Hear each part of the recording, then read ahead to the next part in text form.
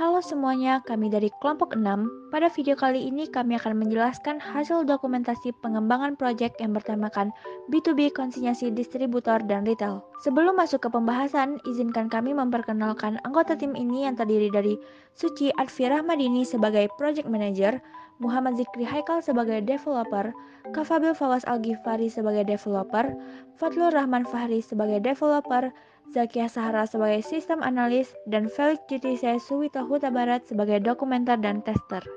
Gambaran umum proyek. Proyek ini merupakan pembuatan website untuk konsinyasi antara distributor dan retail. Website yang dibuat terdiri dari dua buah halaman, satu distributor dan yang lain retail. Pada masing-masing halaman memiliki fitur-fitur yang diperlukan oleh masing-masing stakeholder. Dengan adanya website ini, maka distributor dapat mengelola barang dan penjualan dari retail, serta retail dapat meminta barang dari distributor tanpa harus bertemu langsung. Ini akan membantu efisiensi dan efektivitas dari konsinyasi yang dijalankan. Website ini kami kembangkan dengan metode inkremental, di mana kami mengembangkannya secara bertahap dan dalam iterasi yang berulang. Metode ini memiliki 4 tahapan. Yang pertama, requirements analysis. Di sini kami mengumpulkan semua kebutuhan. Yang kedua, desain. Kami rancang websitenya agar dapat diterapkan sistem pembangunan untuk perbagiannya. Ketiga, implementation. Kami membuat kode program untuk setiap fitur. Dan yang terakhir, testing. Kami uji website akhirnya. Business Process System menggambarkan proses bisnis dari awal hingga akhir. Yang pertama, verifikasi sebelum konsinyasi.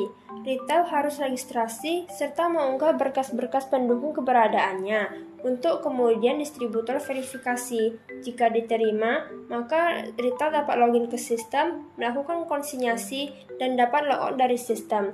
Namun jika ditolak, maka retail menerima pemberitahuan bahwa verifikasi ditolak dan otomatis gagal melakukan konsinyasi.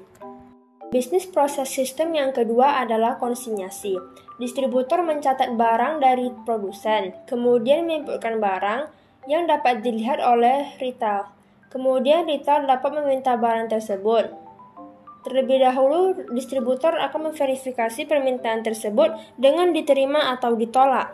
Jika diterima, maka retail dapat pemberitahuan bahwa permintaan barang diterima dan distributor kirim barang ke retail. Kemudian retail menjualkan barang tersebut dan mengunggah laporan hasil penjualan untuk distributor terima. Namun, jika permintaan barang ditolak, maka retail mendapat pemberitahuan bahwa minta barang ditolak dan otomatis tidak dapat melakukan penjualan barang dari distributor. Sistem request adalah dokumen permintaan yang mendeskripsikan alasan bisnis diperlukan untuk membangun sebuah sistem, serta nilai yang diprediksi akan diberikan oleh sistem. Pada dokumen request ini terdapat berisi info tentang project sponsor, business needs, business requirement yang terdiri dari kebutuhan fungsional dan non-fungsional, lalu terdapat business value yang terbagi lagi menjadi tangible value dan intangible value, dan terakhir terdapat special issue atau constraints. Di sini kita berada pada tampilan WBS. Seperti yang kita ketahui bahwa WBS pada umumnya digunakan untuk mengidentifikasi seluruh tugas dan aktivitas yang terlibat dalam pengerjaan proyek. Nah, di sini terdapat 6 komponen besar yang mana masing-masing komponen berisi beberapa proses yang saling berkaitan satu sama lain. Nah, selanjutnya effort estimation. Menurut perhitungan matematis, sumber daya manusia yang dikontribusikan untuk proyek ini masih layak, dengan detail seperti yang ada pada tabel. Untuk mengetahui kebutuhan yang diperlukan oleh klien, kami melakukan 2 kegiatan. Yang pertama, fokus group discussion. Di sini kami mengetahui kebutuhan dasar klien dan mengetahui role-role apa saja yang diinginkan oleh klien untuk masing-masing stakeholder. Dan yang kedua, wawancara. Di sini kami memvalidasi ulang progres yang telah kami kerjakan berdasarkan kebutuhan yang kami analisis dari kegiatan sebelumnya. Selanjutnya adalah user requirement. User requirement ini berisi tentang kebutuhan pengguna sesuai dengan role akses ke sistem yang dikembangkan. Pada sistem ini terdapat 2 role, yaitu distributor dan retail. Berdasarkan kebutuhan user yang telah kami kumpulkan, kami menyimpulkan kebutuhan data untuk sistem kami adalah sebagai berikut. Untuk lihat detailnya, lihat sebagai berikut. Berikut ini adalah user story, di mana user story merupakan deskripsi singkat dari fitur yang ingin dikembangkan berdasarkan sudut pandang pengguna yang memerlukan fitur baru tersebut. Nah, di sini terdapat dua user story dari sudut pandang distributor dan retail. Berdasarkan kebutuhan user yang telah kami kumpulkan, kami mengelompokkan kebutuhan tersebut menjadi 4 level prioritas yang berbeda.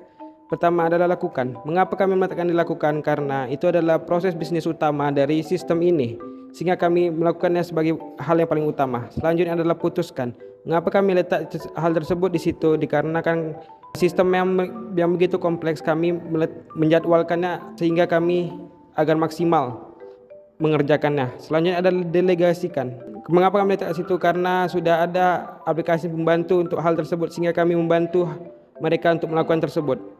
Yang selanjutnya adalah jangan lakukan, karena itu akan memecahkan fokus kami. Sekian hasil presentasi kelompok kami mengenai B2B sistem konsinyasi. Terima kasih.